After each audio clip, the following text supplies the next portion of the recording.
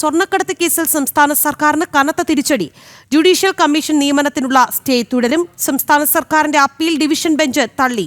കേന്ദ്ര ഏജൻസിക്കെതിരെ judicial commission നിയമനം നടത്താൻ സർക്കാരിന് അധികാരമില്ലെന്നും കോടതി നിരീക്ഷിച്ചു. കേന്ദ്ര ഏജൻസിക്കെതിരെ ജുഡീഷ്യൽ കമ്മീഷൻ നിയമനം നടത്താൻ സർക്കാരിന് അധികാരമില്ല എന്നാണ് കോടതി പറഞ്ഞുവെക്കുന്നത്. വിവരങ്ങൾ രേഷ്മ ബാബുവാണ് നൽകുക. രേഷ്മ, സർക്കാരിന് കനത്ത തിരിച്ചടിയാകുന്നുണ്ട് കോടതിയുടെ നിരീക്ഷണം, എങ്ങനെ വിലയിരുത്താം? രാഖി, സ്വർണ്ണക്കടത്ത് കേസിൽ പ്രതിയായിട്ടുള്ള സ്വപ്ന സുരേഷിന്റെ ശബ്ദ സന്ദേശം പുറത്തു വന്നതിന് തൊട്ടു പിന്നാലെയായിരുന്നു റിട്ടയർഡ് ജസ്റ്റിസ് വി.കെ. മോഹനനെ ജുഡീഷ്യൽ കമ്മീഷൻ ആയിട്ട് നിയോഗിച്ചത്. ഈ വിജ്ഞാപനമാണ് ഹൈക്കോടതി സിംഗിൾ ബെഞ്ച് കഴിഞ്ഞ ഓഗസ്റ്റ് മാസം സ്റ്റേ ചെയ്തത്. ഇതിനെതിരെ സംസ്ഥാന സർക്കാർ നൽകിയ അപ്പീലാണ് ഇപ്പോൾ ഹൈക്കോടതിയുടെ ഡിവിഷൻ ബെഞ്ച് തള്ളിയിരിക്കുന്നത്. സിംഗിൾ ബെഞ്ചിന്റെ സ്റ്റേ ഉത്തരവ് ഹൈക്കോടതി ഡിവിഷൻ ബെഞ്ച് ശരിവെച്ചിരിക്കുകയാണ്.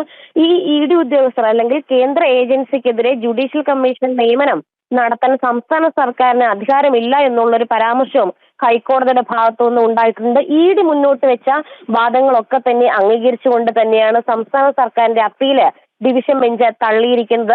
പ്രധാനമായിട്ടും ഇ.ഡി മുന്നോട്ട് വെച്ച വാദം എന്ന് പറയുന്നത് ഇത്തരത്തിൽ ഈ ഒരു നിയമനം നടത്താനായിട്ട് സംസ്ഥാന സർക്കാരിന് യാതൊരുവിധ അധികാരവുമില്ല, നിയമനം സാധുത ഉള്ളതുമല്ല, അതുകൊണ്ട് തന്നെ ഇത് നിലനിൽക്കില്ല എന്നുള്ള ഒരു വാദഗതിയായിരുന്നു അപ്പീൽ പരിഗണിച്ച സമയത്തും ഇ.ഡി നിലപാടിൽ ഉറച്ചു നിന്നത്. സംസ്ഥാന സർക്കാർ പറഞ്ഞത് കേന്ദ്ര സർക്കാരിന്റെ കീഴിലുള്ള ഒരു വകുപ്പ് മാത്രമാണ് ഇ.ഡി, അതുകൊണ്ട് തന്നെ ഇ.ഡി നൽകിയിട്ടുള്ള ഹർജിയിൽ സ്റ്റേ നൽകിയ സിംഗിൾ ബെഞ്ചിന്റെ നടപടി അത് ശരിയല്ല എന്നുള്ള ഒരു വാദം മുൻനിർത്തിക്കൊണ്ടായിരുന്നു ഡിവിഷൻ ബെഞ്ചിൽ സംസ്ഥാന സർക്കാർ അപ്പീൽ നൽകിയത്. പക്ഷേ ആ അപ്പീലിലെ വാദങ്ങളിൽ ഇ.ഡി മുന്നോട്ട് വെച്ച വാദങ്ങൾ അംഗീകരിച്ചുകൊണ്ട് സംസ്ഥാന സർക്കാരിന്റെ അപ്പീൽ ഹൈക്കോടതി ഡിവിഷൻ ബെഞ്ച് തള്ളുകയായിരുന്നു.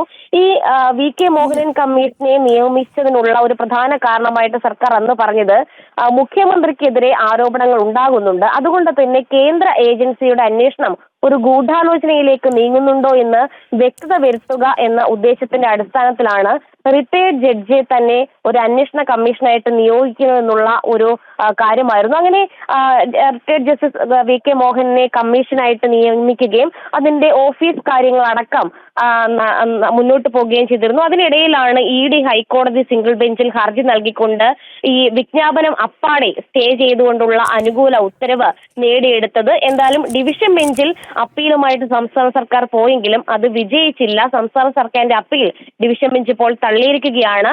ഇ.ഡിക്കെതിരെ അല്ലെങ്കിൽ കേന്ദ്ര ഏജൻസിക്കെതിരെ ഒരു അന്വേഷണ കമ്മീഷനെ നിയോഗിക്കാനായിട്ട് സംസ്ഥാനത്തിന് അധികാരമില്ല എന്ന് പ്രസ്താവിച്ചുകൊണ്ട് തന്നെയാണ് സംസ്ഥാന സർക്കാരിന്റെ അപ്പീല് ഹൈക്കോടതി ഡിവിഷൻ ബെഞ്ച് തള്ളിയിരിക്കുന്നത്. രാഖി. ശരി രേഷ്മ, സ്വർണ്ണക്കടത്ത് കേസിൽ സർക്കാരിന് കനത്ത തിരിച്ചടിയാണ് ഉണ്ടായിരിക്കുന്നത്.